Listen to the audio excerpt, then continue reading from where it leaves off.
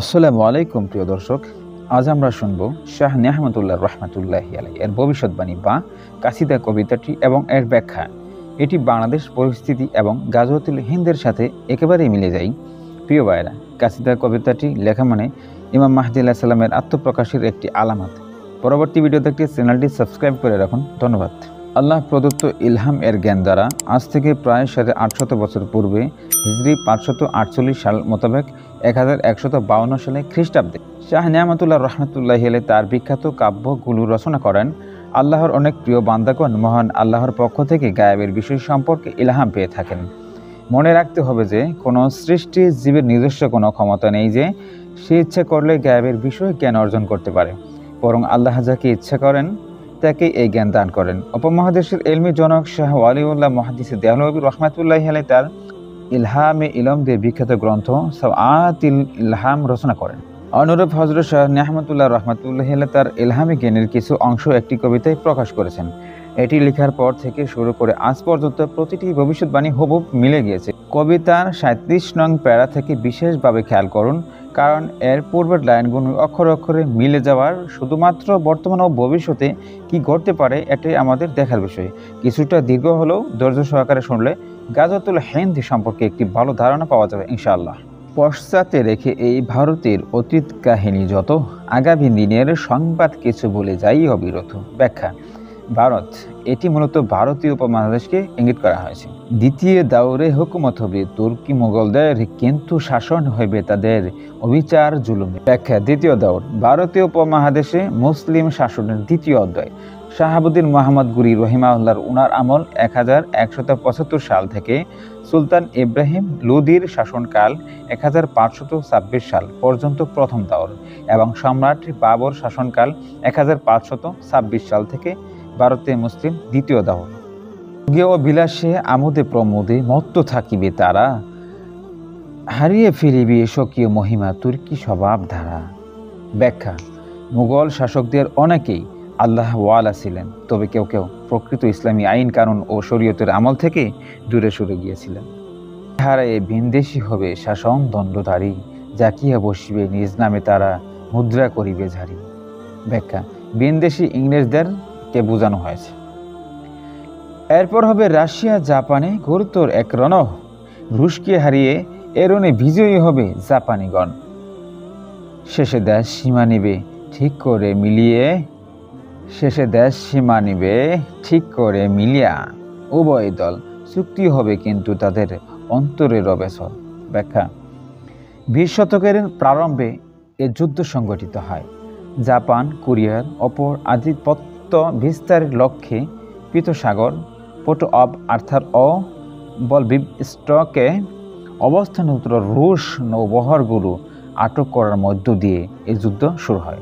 অবশেষে রাশিয়া জাপানের সাথে চুক্তি করতে বাধ্য হয়। ভারতে তখন দেখা দিবে প্লেগ, আকালিক দুর্যোগ, মারা যাবে তাতে বহু মুসলিম হবে মহাদুর্ভোগ। ব্যাখ্যা: 1898 থেকে 1908 সাল পর্যন্ত ভারতে মহামারী আকারে প্লেগের প্রাদুর্ভাব ঘটে। এতে প্রায় 5 লক্ষ লোকের জীবনাবসান হয়।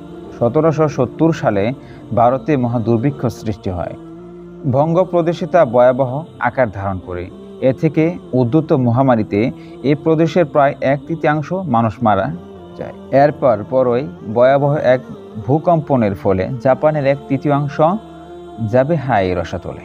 ব্যাখ্যা: 1944 সালে জাপানের টোকিও এবং ইয়াকোহামায় প্রলয়ঙ্করী ভূমিকম্প সংঘটিত হয়। পশ্চিমে 4 সালব্যাপী গুরুতর মহারণ, প্রতারণা বলে হারাবে এরনে জিমকে আলিফগণ। ব্যাখ্যা: 1914 থেকে 1918 সাল পর্যন্ত 4 বছরাধিকাল ধরে ইউরোপে প্রথম বিশ্বযুদ্ধ সংঘটিত হয়। জিম জার্মানি এবং আলিফ ইংল্যান্ড। এর সময় হবে বহু দেশ জুড়ে অতীব ভয়ঙ্কর। নিহত হইবে এতে 1,30,00,000 নারী নর।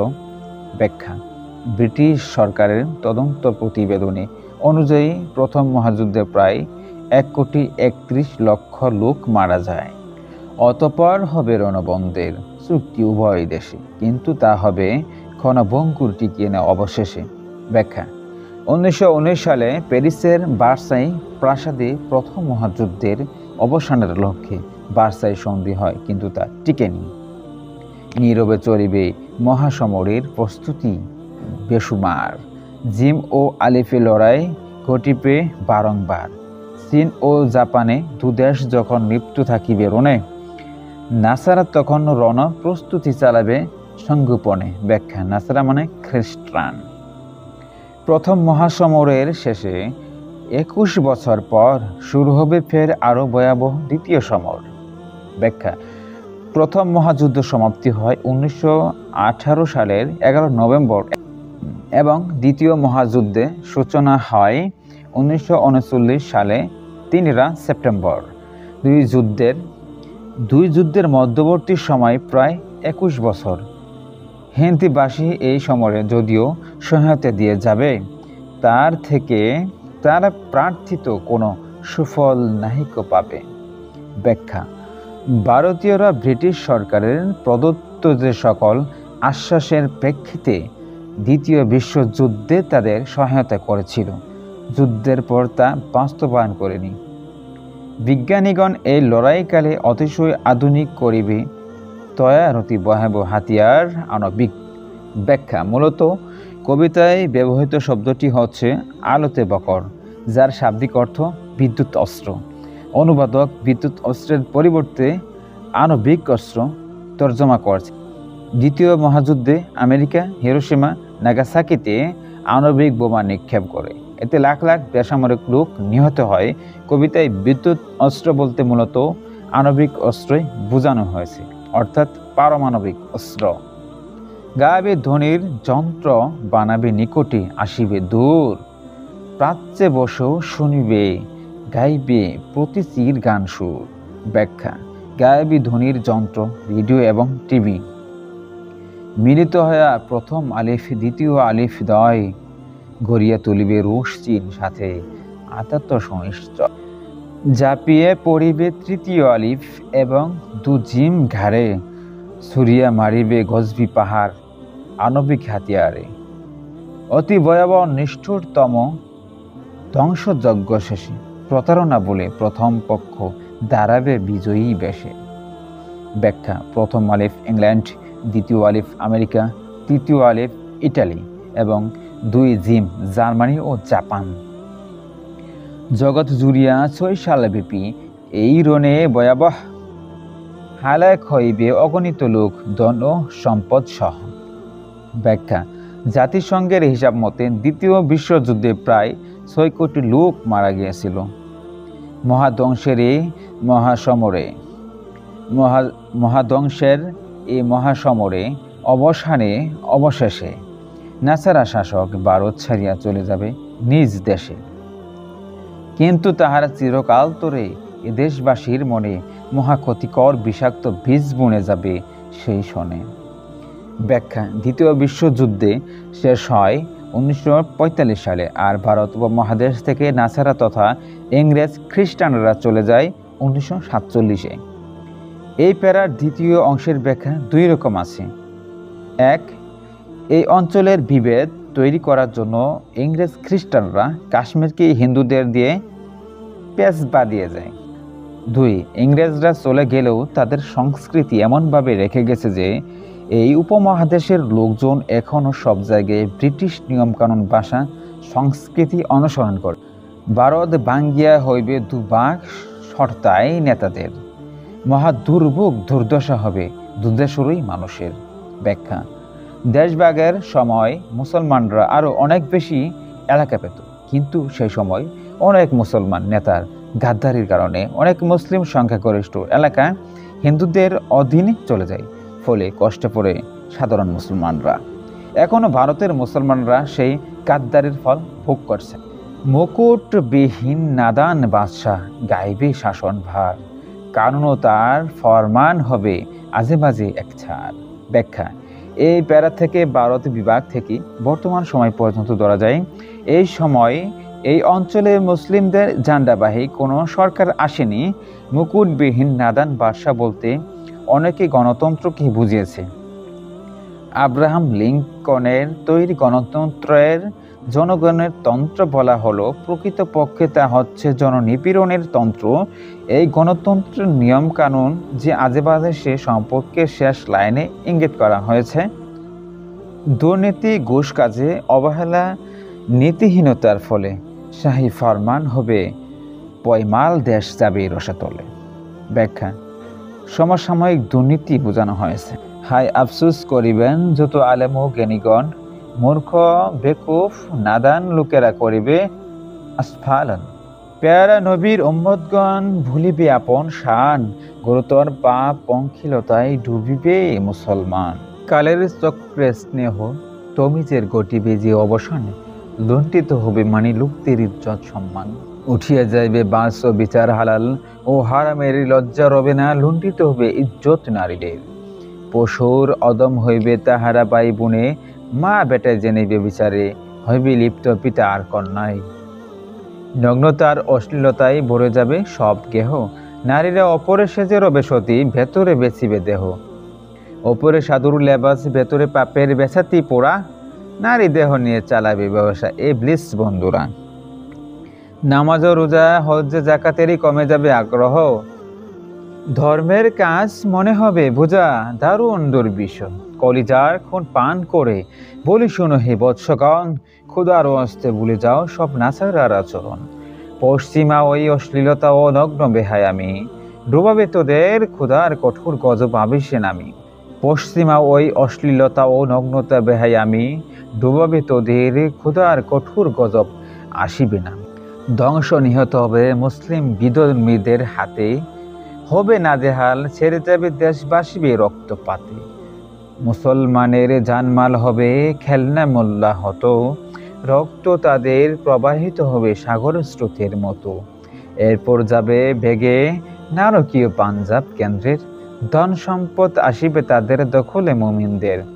এটা হচ্ছে পাকিস্তান সীমান্তলগ্ন পাঞ্জাব ও জম্মু কাশ্মীর এলাকা। কারণ কাশ্মীরের স্থানীয় মুজাহিদ, আল কায়দা, তালেবান সহ আরব। ব্যাখ্যা: এখানে পাঞ্জাব কেন্দ্রের বলতে কাশ্মীর মনে করা হয়। গাজওয়াতুল হিন্দ অর্থাৎ হিন্দুস্তানের যুদ্ধের পূর্বে মুসলিমরা সর্বপ্রথম ভারতের কাছ থেকে একটি এলাকা দখল করে নেবে। আশা করা যায় এটা হচ্ছে পাকিস্তান সীমান্তলগ্ন পাঞ্জাব ও জম্মু কাশ্মীর এলাকা। কারণ কাশ্মীরের স্থানীয় মুজাহিদ, আল কায়দা, তালেবান সহ আরও অনেক জিহাদি গ্রুপ ব্যাপক আকারে প্রস্তুতি নেওয়া শুরু করেছে জম্মু কাশ্মীরকে ভারতের দখল থেকে মুক্ত করার জন্য। অনুরূপভাবে পতন একটি শহর মুমিনদের, তাহাদের ধন সম্পদ যাবে দখলে হিন্দুদের। হত্যা ধ্বংসযজ্ঞ সেখানে চালাইবে তারা ভারী, ঘরে ঘরে হবে ঘোর কারবালা ক্রন্দন আহাজারি। ব্যাখ্যা: ৩৮৩৯ নং প্যারায় বলা হয়েছে, মুসলিমরা যখন কাশ্মীর দখল করে নেবে, তারপরে হিন্দুরা মুসলিমদের একটি এলাকা দখলে নেবে এবং সেখানে ব্যাপক হত্যা ও ধ্বংসযজ্ঞ চালাবে। মুসলমানদের ধন সম্পদ ভারতের হিন্দু মুশরিকরা লুটপাটের মাধ্যমে নিয়ে নেবে। মুসলিমদের গড়ে গড়ে কারবালার নেই রূপ ধারণ করবে। কিন্তু আপনি কি জানেন, মুসলিমদের যে দেশটা ভারতের হিন্দুরা দখলে নিয়ে এই ধরনের হত্যাযজ্ঞ চালাবে, সেটা কোন দেশে? ধারণা করা হয় সেটি আপনার প্রিয় মাতৃভূমি বাংলাদেশ। অর্থাৎ মুসলিমরা কাশ্মীর জয় করার পর হিন্দুরা বাংলাদেশে দখল করবে। পরবর্তী প্যারাগুলো পড়লে বিষয়টি আরও পরিষ্কার হবে ইনশাল্লাহ। মুসলিম নেতা অথচ বন্ধু কাফেরের তোলে তোলে, মদত করিবে ওরিকে সে এক পাপ চুক্তির ছলে। ব্যাখ্যা: বর্তমান সময়ে এই উপমহাদেশে এ ধরনের নেতার অভাব নেই, যারা উপরে দিয়ে মুসলমানদের নেতা সেজে থাকে কিন্তু ভেতর দিয়ে কাফিরদের এক নম্বর দালাল। সমগ্র ভারত উপমহাদেশ তথা বাংলাদেশ, পাকিস্তান, আফগানিস্তানের এর যথেষ্ট উদাহরণ আছে। সেখানকার নেতারা নামধারী মুসলিম হবে কিন্তু গোপনে গোপনে হিন্দু বান্ধব হবে। মুসলিমদের ধ্বংস করার জন্য ভারত সরকারের সাথে গোপনে পাপ চুক্তি করবে। প্রথম অক্ষরে থাকিবে সিনের অবস্থান, শেষের অক্ষরে থাকিবে নুন ও বিরাজমান। ঘটিবে তখন এসব ঘটনা, মাঝখানে দু ঈদের ধিক্কার দিবে বিশ্বের লোক জালিম হিন্দুদের। ব্যাখ্যা: ইসলাম ধ্বংসকারী এ মুনাফিক শাসককে চেনার উপায় হলো, তার নামের প্রথম অক্ষর হবে আরবি অক্ষর শিন অর্থাৎ বাংলা অক্ষর তালাব্বশ। এবং শেষের অক্ষর হবে আরবি অক্ষর নুন অর্থাৎ বাংলা অক্ষর দন্ত ন। কেউ কেউ বলেন হতে পারেন তিনি আমাদের দেশের প্রধানমন্ত্রী, আল্লাহ ভালো জানেন। আর এসব ঘটনা ঘটবে 2 ঈদের মাঝে, যেটা হতে পারে আগামী ঈদ কিংবা এর পরবর্তী বছর ঈদ। প্রিয় ভাইয়েরা, একটু কল্পনা করেন এদেশে যখন ভারতীয় সেনাবাহিনী ঢুকে আপনার পিতা, আপনার ভাই ও আত্মীয় স্বজনদের নির্মমভাবে হত্যা করবে, আপনার মা বোনদের ধর্ষণ করবে, তখন কি অবস্থা হবে আপনার? আপনি ভেবেছেন কি আপনার সাজানো সংসার, আপনার চাকুরি, আপনার ব্যবসার ভবিষ্যৎ কি? সময় খুব অল্প, তাই হিন্দু মালাউনদের বিরুদ্ধে যুদ্ধের জন্য শারীরিক, মানসিক ও আর্থিক প্রস্তুতি নিন, এছাড়া আর কোনো পথ নেই। মহররম মাসে হাতিয়ার হাতে পাইবে মুমিনগণ, ঝঙ্কার বেগে করিবে তাহারা পাল্টা আক্রমণ। সৃষ্টি হবে ভারত ব্যাপী প্রচণ্ড আলোড়ন, ওসমান এসে নিবে জিহাদের বজ্র কঠিন পণ। সাহেবে কিরান হাবিবুল্লাহ হাতে নিয়ে শমশের খুদাই মদদে ঝাঁপিয়ে পড়িবে ময়দানে যুদ্ধে। ব্যাখ্যা: এখানে মুসলিমদের সেনাপতির কথা বলা হয়েছে শনি ও বৃহস্পতি গ্রহ অথবা শুক্র ও বৃহস্পতি গ্রহের একই রক্ষী কোণে অবস্থানকালীন সময়ে যে জাতকের জন্ম অথবা এ সময় মাতৃগর্ভে ও জাতকের ভ্রূণের সঞ্চার ঘটে তাকে বলা হয় সাহেবে কিরান বা সৌভাগ্যবান। সেই মহান সেনাপতির নাম বা উপাধি হবে হাবিবুল্লাহ। কাঁপিবে মেদিনী সীমান্ত বীর গাজীদের পদভারে, ভারতের পানে আগাবে তারা মহারণ হুঙ্কার। ব্যাখ্যা: আক্রমণকারীরা ভারত উপমহাদেশের হিন্দু দখলকৃত এলাকার বাইরে থাকবে এবং হিন্দু দখলকৃত এলাকা দখল করতে হুঙ্কার দিয়ে এগিয়ে যাবে। পঙ্গপালের মতো দিয়ে এসে এসব গাজিয়ে দিন, যুদ্ধে জিতিয়া বিজয় ঝান্ডা করিবে উড্ডীন। মিলে একসাথে দক্ষিণী ফৌজ ইরানি ও আফগান, বিজয় করিয়া কবজায় পোড়া আসিবে। মিলে একসাথে দক্ষিণী ফৌজ ইরানি ও আফগান, বিজয় করিয়া কবজায় পুরো আনিবে হিন্দুস্থান। ব্যাখ্যা: হিন্দুস্থান সম্পূর্ণরূপে মুসলমানদের দখলে আসবে, বরবাদ করে দেয়া হবে দিন মুসলমানের দুশ্মন, অজুর দ্বারাই হবে আল্লাহর রহমত বরিশান। প্রিয় দর্শক, ভিডিওটি কেমন লাগলো অবশ্যই কমেন্টে জানান।